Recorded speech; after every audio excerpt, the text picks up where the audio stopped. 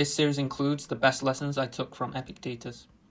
This video will not just include Epictetus' ideas, but you notice the deeper you dig into philosophy, that the best ideas are common property. Not every difficult and dangerous thing is suitable for training, but only that which is conducive to success in achieving the object of our effort. What is the object of your effort? Please ask yourself this question. A great example of this was summarized beautifully by Aristotle.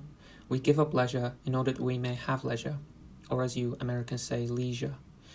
I thought about this quote as giving up our leisure, our time to work, for example, so that you can afford leisure. That house, that car, holidays, treats. I found out for myself personally that a lot of the material things bore no weight to me, and I just had excess money building up.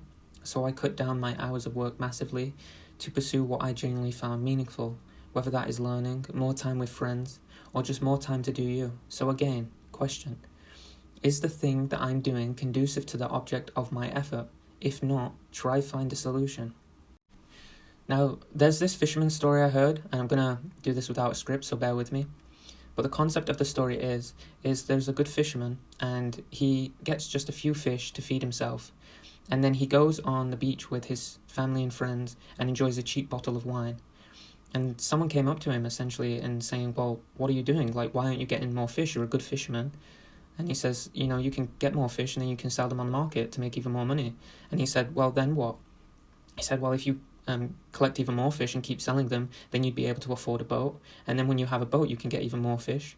And then after that, then at some point you'll be able to buy more boats, and then you can have a fleet of boats to catch even more fish. And then after you have a whole vessel of boats and a big company, then you can sell it on the stock market and you'll have all this money. And he asked like how long it would take, and he said, it'll take you 20 years. And he said, well, then what? And said, well, then you can enjoy an expensive bottle of wine on the beach with your family and friends. The whole point of the story is the thing really conducive to the object of your effort? For him, it didn't make any sense. He was having a great time anyway. The object of his effort was enjoying time with his family and friends on the beach. And having this company and spending all this time and effort onto something that didn't even matter in the end. The whole point of the story is, don't waste your time doing things that don't assist you to get to where you want to be. Getting distracted by things you don't really care about just because others tell you that it's meaningful or purposeful. We should not moor our ship with one anchor or our life with one hope. Be wary of making something your whole life, especially if it is something outside of your control, like a girlfriend.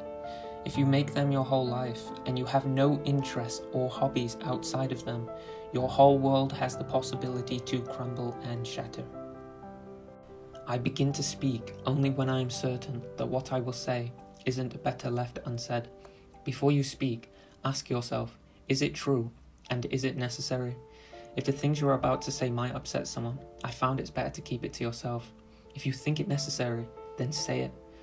But if it doesn't really matter, leaving things unsaid is the best solution, especially within a work environment. Be strict with yourself and least reproachful of others, and complaint is kept afar. People will speak highly of you if you keep these lessons in mind. They will not feel on edge around you. People will also enjoy working with you thoroughly if they feel they are not walking on eggshells, and especially if on top of that you are a good worker. The 48 Laws of Power summarizes this well. Law 36. Sometimes it's better to ignore small problems or things. You'll make small problems worse, make yourself look bad, and give your enemy attention they don't deserve if you respond to a minor provocation. By not showing interest, you maintain your superiority. I also want to make clear here that you do not want to be a pushover and let people take advantage of you. Respect yourself and others will respect you. Law number 5 in the 48 Laws of Power. Nurture and guard your reputation, because reputation is integral to power. With a strong reputation, you can influence and intimidate others. If someone is doing something that is not a minor provocation, something that does matter, take note of these instances and say something about it. People will listen because you never complain unless it's something serious, and this will also prevent people from treating you disrespectfully. This is one part of a several-part series of the best advice I took from Epictetus that I believe will genuinely help you and others. In the description below, you will find a Google Docs document on all my favourite Epictetus quotes, with a question and answer sheet if you wish to memorise them. Please like and subscribe if you appreciate the content to help me spread these lessons to others.